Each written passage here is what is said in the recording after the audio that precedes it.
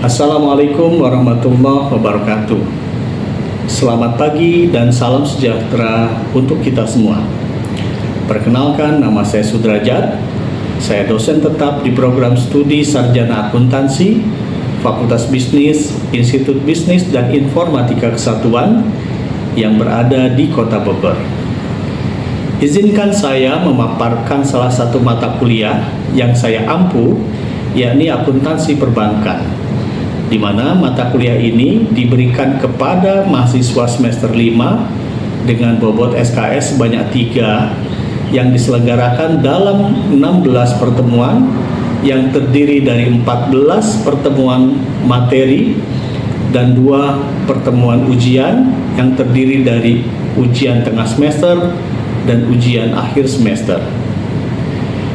Mata kuliah akuntansi perbankan membahas tentang konsep dan proses pencatatan akuntansi pada perusahaan perbankan yang terdiri dari konsep akuntansi dan laporan keuangan bank umum konvensional, akuntansi dana pihak ketiga, akuntansi clearing, akuntansi penjaminan simpanan, akuntansi surat berharga diterbitkan, akuntansi pinjaman yang diterima, akuntansi modal bank, akuntansi kas dan giro Bank Indonesia, akuntansi kredit yang diberikan, akuntansi batas minimum maksimum pemberian kredit, akuntansi penyisihan penghapusan aktiva produktif, akuntansi transfer, dan akuntansi bank garansi.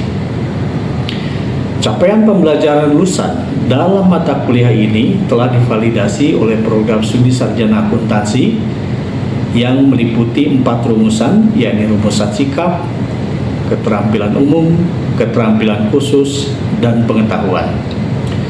Selanjutnya, terdapat 14 capaian pembelajaran mata kuliah dalam mata kuliah ini yang terdiri dari CPMK 1, mata kuliah diharapkan memahami konsepsi akuntansi dalam perusahaan perbankan.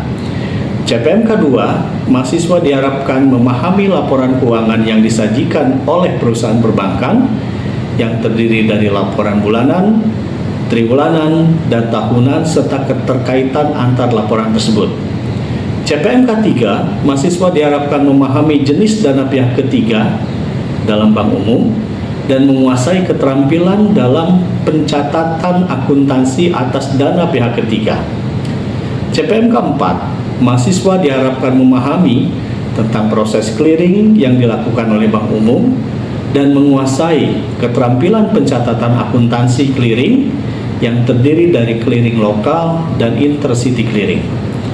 CPMK 5, mahasiswa diharapkan memahami tentang penjaminan simpanan dan menguasai keterampilan pencatatan akuntansi tentang penghitungan premi penjaminan simpanan dan pencatatan transaksi penjaminan simpanan.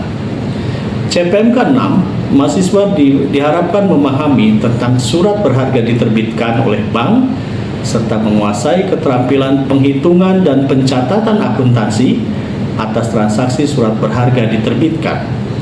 CPMK 7, mahasiswa diharapkan memahami pinjaman yang diterima oleh bank dan menguasai keterampilan pencatatan akuntansi atas transaksi pinjaman yang diterima oleh bank. CPMK 8, mahasiswa diharapkan memahami jenis modal bank dan menguasai keterampilan dalam pencatatan atas transaksi modal bank. CPMK 9, mahasiswa diharapkan memahami kas dan rekening giro Bank Indonesia yang dimiliki oleh bank umum, serta menguasai keterampilan dan pencatatan akuntansi atas transaksi kas dan rekening giro Bank Indonesia. CPMK 10, mahasiswa diharapkan memahami tentang kredit yang diberikan oleh bank dan menguasai keterampilan dalam pencatatan akuntansi atas transaksi kredit yang diberikan oleh bank. CPMK 11, mahasiswa diharapkan memahami batas maksimum pemberian kredit dan menguasai keterampilan dalam perhitungan, pencatatan akuntansi, dan pelaporan BMPK. CPMK 12, mahasiswa diharapkan memahami tentang penyisihan, penghapusan aktiva produktif, serta menguasai keterampilan pencatatan akuntansi atas PPAP. CPMK 13, mahasiswa diharapkan memahami tentang jasa pengiriman uang dan menguasai keterampilan dalam pencatatan akuntansi atas transaksi jasa pengiriman uang. Dan terakhir, CPMK 14, mahasiswa diharapkan memahami tentang bank garansi dan menguasai keterampilan dalam pencatatan akuntansi atas transaksi bank garansi. Mata kuliah ini disampaikan dengan menggunakan pendekatan DIA, yakni Delivery, Interaction, and Assessment. Pada aspek delivery, materi disajikan dengan cara presentasi interaktif secara tatap muka kepada mahasiswa untuk mendukung pemahaman mahasiswa. Sebelum perkuliahan dimulai, pada awal semester, mahasiswa akan memperoleh materi dan RPS berasal dari Learning Management System IBIK Satuan. Materi yang disajikan juga didukung oleh beberapa media pembelajaran berupa slide PowerPoint, jurnal ilmiah, Learning Management System, dan buku ajar. Pada aspek interaction, proses pembelajaran mata kuliah ini melibatkan interaksi dua arah antara dosen dan mahasiswa, sehingga tercipta interaksi antar dosen dan mahasiswa dalam bentuk diskusi, tanya jawab, serta refleksi bersama untuk membahas materi yang telah disampaikan. Pada aspek assessment, sistem penilaian dilakukan melalui beberapa komponen yang terdiri dari kehadiran dengan bobot 10%, tugas dan kuis masing-masing berbobot 10%, ujian tengah semester dan ujian akhir semester dengan masing-masing bobot 35%. Model pembelajaran yang digunakan dalam mata kuliah ini adalah case-based learning, di mana mahasiswa akan disajikan kasus-kasus terkait dengan proses pencatatan akuntansi bank. Selanjutnya, mahasiswa akan diminta untuk menyajikan proses pencatatan akuntansi sesuai dengan materi yang disajikan. Materi disajikan kepada mahasiswa berasal dari beberapa sumber bahan ajar yang terdiri dari buku ajar, standar akuntansi keuangan, serta jurnal penelitian. Selanjutnya, kami sampaikan video pembelajaran yang dapat disaksikan pada bagian berikut. Terima kasih. Wassalamualaikum warahmatullahi wabarakatuh. Baik, saudara-saudara sekalian, hari ini kita akan membahas materi pada minggu ketiga tentang dana pihak ketiga, pencatatan dana pihak ketiga. Jadi bagaimana caranya kita mencatat transaksi di perbankan untuk dana pihak ketiga yang meliputi tabungan, deposito, dan giro. Sebagaimana dijelaskan di dalam RPS bahwa di dalam pertemuan ketiga ini kita akan mempelajari mengenai jenis-jenis dana pihak ketiga, kemudian bagaimana pencatatan transaksi akuntansi atas dana pihak ketiga yang meliputi tabungan, giro, dan deposito. Baik, kita masuk ke materi. Sebelumnya saya akan bertanya, apakah Anda sudah paham mengenai apa itu dana pihak ketiga di bank? Belum ya? Oke. Secara umum dana pihak ketiga itu adalah dana yang dihimpun dari masyarakat oleh bank yang secara instrumen dibagi menjadi 3 jenis. Yang pertama ada tabungan, yang kedua giro, dan yang ketiga deposito. Tentu tiga instrumen ini memiliki perbedaan karakteristik serta perbedaan akun-akun pencatatan di dalam akuntansi, sehingga Anda harus memahami karakteristik apa yang ada di dalam dana pihak ketiga ini. Kita mulai dari giro. Giro ini adalah simpanan masyarakat yang penarikannya dilakukan dengan menggunakan instrumen cek dan bilet giro. Nah, perbedaannya kalau ketika kita narik dengan cek, maka dia akan dapat dibawa ceknya di counter bank kemudian dicairkan. Sehingga pola transaksinya adalah menggunakan cek dan transaksi itu akan terjadi di teller.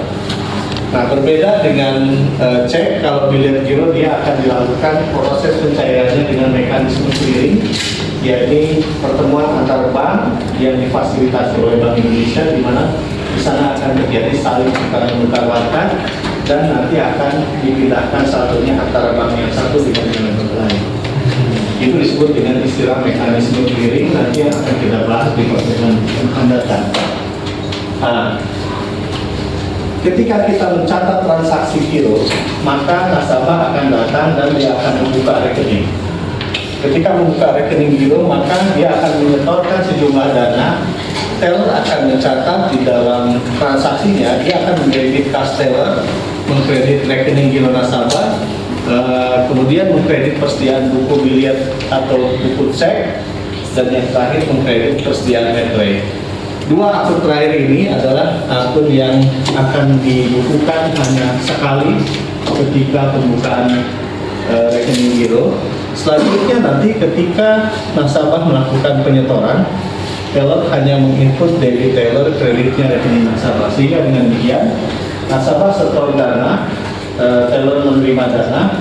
Di sisi lain nanti dana teller akan bertambah, tetapi dana itu juga akan dikreditkan ke rekening nasabah, sehingga dana nasabah juga akan ikut bertambah. Itu mekanisme ketika dia melakukan penyetoran. Nah, ketika nasabah melakukan penarikan, maka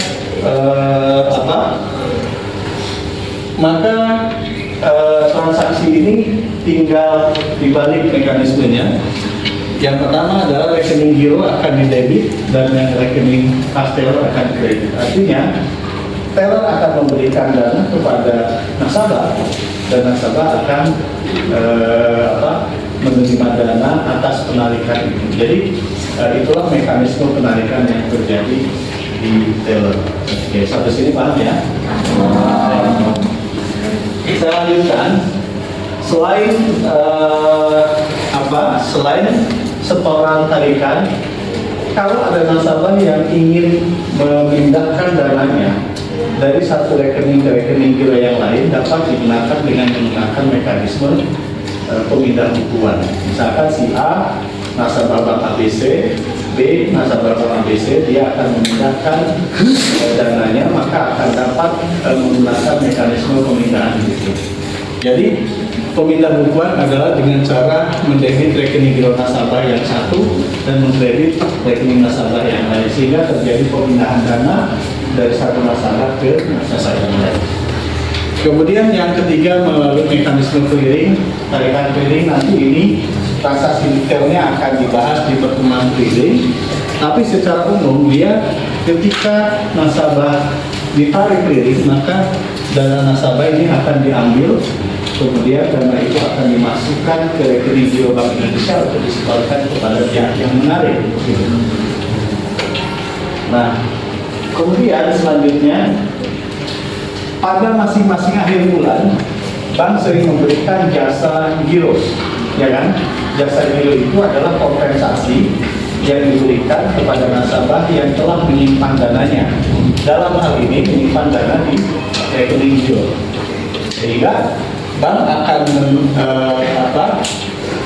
akan mendebit biaya administrasi giro terlebih dahulu, kemudian dia akan mengaku pendapatan. Di sisi lain, dia akan juga memberikan jasa giro kepada nasabahnya dan akan memperlakukan jasa giro itu sebagai beban yang dibutuhkan oleh bank. Nah, yang kedua, instrumen kedua adalah tabungan. Saya yakin kalau tabungan tidak akan punya tabungan. Nah, tabungan itu adalah salah satu karakteristiknya simpanan yang dimiliki oleh masyarakat yang penarikannya dapat dilakukan sewaktu-waktu. Artinya, mekanisme penarikan itu Anda dapat lakukan baik di teller di ATM atau juga menggunakan instrumen baik internet banking maupun mobile banking. Sehingga dengan demikian masyarakat dapat melakukan transaksi secara cashless atau mengambil secara tunai baik di counter maupun di ATM. Nah, secara prinsip proses pencatatan transaksi antara giro dan tabungan kurang lebih sama. Perbedaannya hanyalah di dalam rekening ini saja. Kalau di dalam rekening ini dia masuk ke rekening tabungan. Kalau yang tadi dia masuk ke rekening giro. Sehingga pola jurnal transaksinya kurang lebih sama. Perbedaannya adalah di sini akan ada persediaan metre yang tadi dia tidak memiliki persediaan buku cek atau bilet giro. Karena dalam tabungan penarikan dana tidak menggunakan cek atau giro, tetapi menggunakan buku tabungan atau ATM. Sehingga dengan demikian tidak ada pencatatan transaksi untuk buku cek dan bilet giro. Kemudian ketika nasabah melakukan penyetoran, dia dapat melakukan penyetoran di ATM dan dia juga dapat melakukan penyetoran di counter dengan mendebit jurnal kas teller atau ATM dan mengkredit rekening nasabah.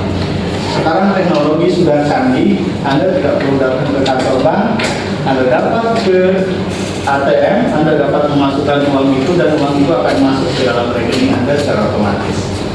Nah, di samping itu secara tidak sadar sistem akan mengclear jurnal secara tersendiri sehingga perpindahan ini akan terjadi karena adanya mekanisme jurnal yang sudah tersistem. Kemudian untuk penarikan dana yang ketiga sama. Jadi ketika nasabah ingin menarik, dia dapat melakukan penarikan baik di counter bank maupun juga di ATM, atau dia dapat memindahkan dana melalui cashless. Ya. Nah, transaksi pencatatan transaksi yang dilakukan oleh bank ketika nasabah menarik bank, dia akan mendebit rekening tabungan nasabah dan mengkredit rekening kas teller atau ATM, tergantung lokasi di mana dia melakukan transaksi. Kalau dia di ATM, tentu yang akan berkurang kas ATM di bank. Tapi kalau dia melakukan transaksi penarikan di counter bank, maka yang akan berkurang kas yang ada di counter bank itu. Kemudian biasanya bank itu akan memberikan bunga karena nasabah yang menyimpan dana sebunga tertentu dia berikan kompensasi. Nah, maka bunga ini akan dicatat sebagai beban oleh bank dan bunga ini akan dikreditkan atau dimasukkan ke dalam rekening nasabah. Di sisi lain, atas pendapatan bunga ini, maka pendapatan bunga yang diperoleh oleh nasabah juga merupakan objek PPh pasal 4 ayat 2. Sehingga dalam waktu yang sama, ketika bank memberikan bunga kepada nasabah, maka dalam waktu yang sama, bank juga akan membebankan atau menarik beban bunga PPh pasal 4 ayat 2 yang atas pendapatan yang diperoleh oleh nasabah. Sehingga nasabah akan dapat menerima transaksi ini secara net, gitu kan? Grossnya dari pendapatan dikurangi dengan beban bunga pajak, Kemudian sama seperti halnya giro, rekening pembebanan biaya administrasi juga dibebankan kepada rekening nasabah dengan cara mendebit rekening tabungan nasabah dan mengkredit pendapatan administrasi tabungan. Kemudian yang terakhir adalah deposito. Deposito ini adalah instrumen simpanan yang memiliki karakteristik ketika menyimpan akan memilih, nasabah akan memilih berapa lama dia akan menyimpan, karena instrumen waktu penyimpanan akan terdiri dari 1 bulan, 3 bulan, 6 bulan, sampai 12 bulan.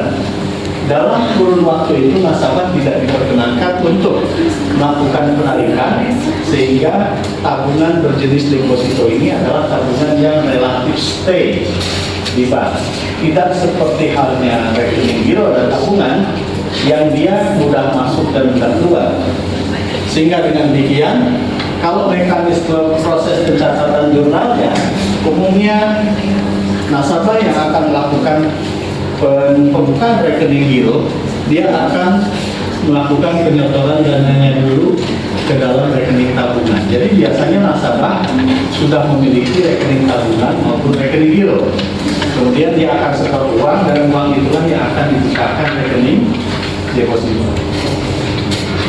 Nah, jadi jurnal pertama adalah penyetoran dana ke rekening tabungan atau ke rekening giro. Jurnal yang kedua barulah dana itu akan diambil dari rekening nasabah dan akan dibuka, dimasukkan, dikreditkan ke dalam rekening deposito berjangka. Ini tergantung dari pilihan nasabah, mau yang 1 bulan, 3 bulan, 6 bulan, atau 12 bulan. Nah, yang kemudian satu lagi mengkreditkan persediaan metre. Biasanya ketika nasabah membuka rekening giro, ada dokumen yang harus ditandatangani di atas metre. Kalau itu diambilkan dari rekening nasabah, maka dapat langsung diambilkan dari dana yang nasabah. Oke. Pada waktu akhir bulan, bank akan melakukan adjustment. Ketika kita belajar pengantar akuntansi dahulu, kita akan menyesuaikan beban atau pendapatan bunga sesuai dengan prinsip akuntansi, yakni prinsip ekolodesis. Ekolodesis adalah satu prinsip di mana dia mengakui pendapatan dan beban pada waktunya meskipun kasnya belum dikeluarkan atau belum diterima. Sehingga ini berlaku pada bank, bank akan menyesuaikan juga. Ketika bank menerima dana pihak ketiga, dia akan melakukan penyesuaian khususnya untuk deposito berapa beban bunga sampai dengan akhir periode. Sehingga bank akan menghitung dan akan menjurnal pada akhir bulan debit beban deposito berjangka, kreditnya beban deposito berjangka yang harus dibayar. Nah, kemudian nanti bunga akan dibayar pada bulan berikutnya sesuai dengan tanggal pembayaran bunga.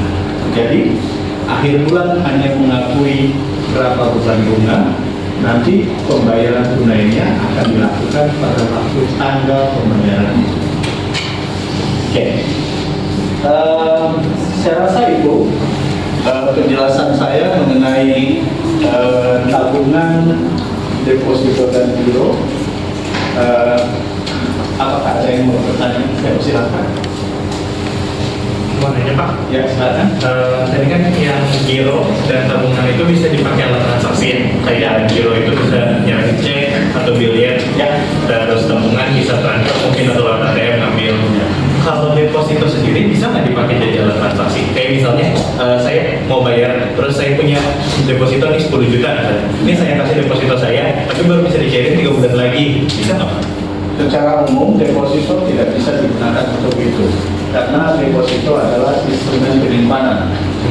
Tetapi deposito dapat dijadikan jaminan pembiayaan atau jaminan kredit di bank yang bersangkutan. Nah, jadi untuk transaksi dengan pihak luar tentunya belum terlalu lazim karena deposito itu ketika jatuh tempo harus dicairkan dan yang harus mencairkan itu adalah pemilik rekening, sehingga pihak di luar pemilik rekening tidak dapat mencairkan deposito. Nah, tetapi berbeda ketika deposito itu dijadikan jaminan pinjaman di bank, maka bank yang bersangkutan akan membeli itu. Demikian. Sama ya, Tadi kalau misalnya depositonya udah jatuh tempo hari ini misalnya gitu, tapi uangnya belum terpakai, dimasukin lagi buat diperpanjang, bisa? bisa. Berpengaruh ke bunganya? Dari Bank memiliki fasilitas namanya automatic rollover. Automatic rollover itu adalah mekanisme internal di bank yang dia akan memperpanjang masa deposito secara otomatis apabila si pemilik deposito tidak melakukan pencairan, sehingga mekanisme bunga dan lain sebagainya akan disamakan dengan PDD yang sebelumnya. Terima kasih. Ada lagi yang ingin bertanya, silakan. Pak, saya ingin bertanya mengenai yang slide pembukaan deposito sendiri. Oke. Untuk jurnalnya yang mulai lanjut, saya ingin bertanya untuk ini Pak. Kenapa untuk membuka atau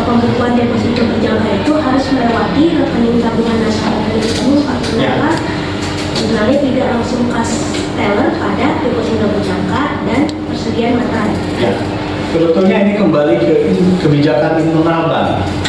Umumnya bank juga memiliki misi untuk meningkatkan dengan pihak ketiga, sehingga nasabah yang memiliki deposito umumnya dia sudah memiliki tabungan atau giro terlebih dahulu, sehingga dengan demikian blending atau campuran atau gabungan dari produk-produk bank dapat dimiliki oleh nasabah.